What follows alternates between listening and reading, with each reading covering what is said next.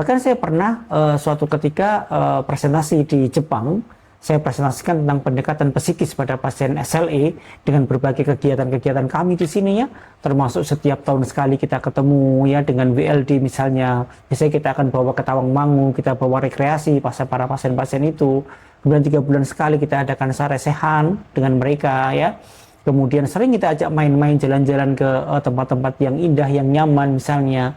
Kemudian setiap bulan bahkan kita ada pertemuan lagi, dan kita pun juga ada WA group nih yang bisa bertanya pasien kapanpun ya, dan kemudian kita lakukan diskusi di situ dan seterusnya dan seterusnya.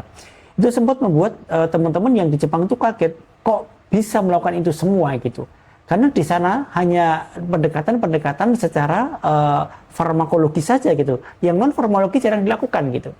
Maka ini yang cukup membedakan treatment kami dengan yang lain, karena betul-betul kita harus memperhatikan psikisnya, support sosial, support keluarga, bahkan sampai yang detail sekecil apapun gitu ya. Masalah keluarga mereka pun ya kita harus siap untuk mendengarkan keluhan-keluhan mereka gitu.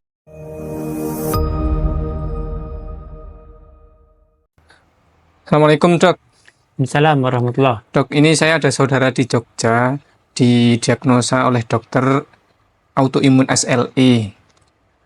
Semakin hari jumlah obatnya itu semakin banyak, tetapi tidak ada perubahan. Nah, dia semakin merasa stres. Nah, bagaimana solusinya dok? Ya, para pemirsa sekalian, jadi autoimun itu merupakan sebuah penyakit yang unik ya, yang tidak sama dengan penyakit-penyakit yang lain gitu. Jadi dia multifaktorial dan dia termasuk genetik juga gitu. Sehingga pendekatan terapinya pun juga harus pendekatan yang khusus, yang komprehensif. Tidak bisa hanya dengan obat saja kemudian kita berharap baik, tidak bisa. Pengalaman saya sekian puluh tahun mendalami autoimun ya, terutama SLE, RA, stroke dan autoimun yang lain, itu memang saya lihat tidak bisa kita hanya mengandalkan obat saja gitu. Jadi harus komprehensif betul dalam segala sisi gitu ya. Termasuk pendekatan psikisnya kita harus lakukan ya, pendekatan pola makannya, pendekatan pola hidupnya, pendekatan tawakal kepada Allah misalnya, peribadatannya dan seterusnya. Support sosial ya, kemudian support group ya, support keluarga harus sangat penting sekali. Sehingga kita betul-betul tidak bisa hanya mengandalkan obat saja gitu. Dan ini yang memang tidak semua dokter menyadari ini gitu ya.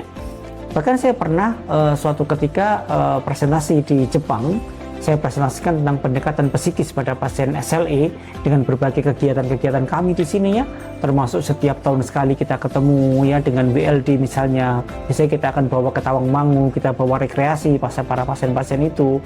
Kemudian 3 bulan sekali kita adakan saresehan dengan mereka ya. Kemudian sering kita ajak main-main jalan-jalan ke tempat-tempat yang indah, yang nyaman misalnya. Kemudian setiap bulan bahkan kita ada pertemuan lagi, dan kita pun juga ada WA group nih yang bisa bertanya pasien kapanpun ya, dan kemudian kita lakukan diskusi di situ dan seterusnya dan seterusnya. Itu sempat membuat teman-teman yang di Jepang itu kaget, kok bisa melakukan itu semua gitu. Karena di sana hanya pendekatan-pendekatan secara farmakologi saja gitu, yang non farmakologi jarang dilakukan gitu.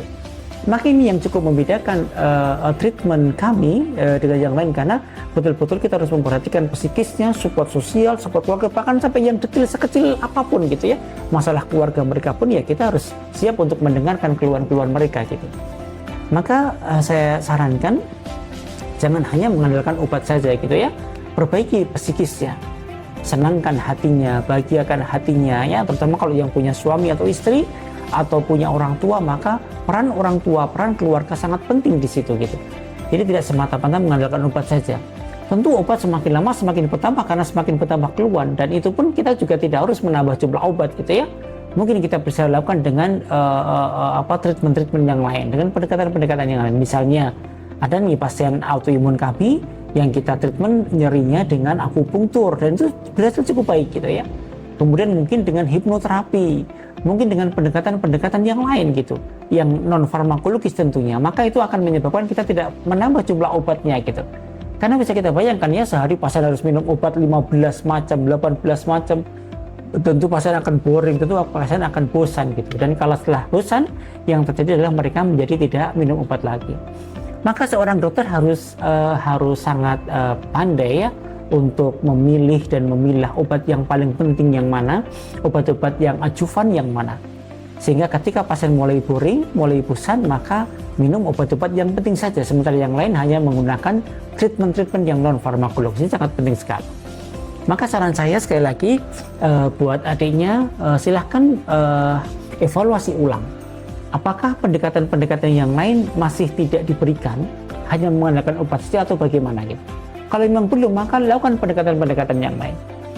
Ya, kalau perlu datang kepada dokter yang memang intens di bidang itu gitu. Mungkin di bidang psikosomatis, mungkin di psikologisnya ya. Mungkin dokter gizi juga penting untuk mengatur pola makannya dan seterusnya dan seterusnya. Jadi tidak mengandalkan pada satu dokter saja. Maka inilah pentingnya kita multidisiplin, harus kerjasama dengan multidisiplin. Karena SLE tidak bisa hanya ditangani satu dokter saja dengan satu pendekatan keilmuan saja. Karena dia multifaktorial, maka tentu terapinya pun juga harus dengan multifaktorial pendekatannya gitu. Jadi tidak hanya bisa mengandalkan obat saja.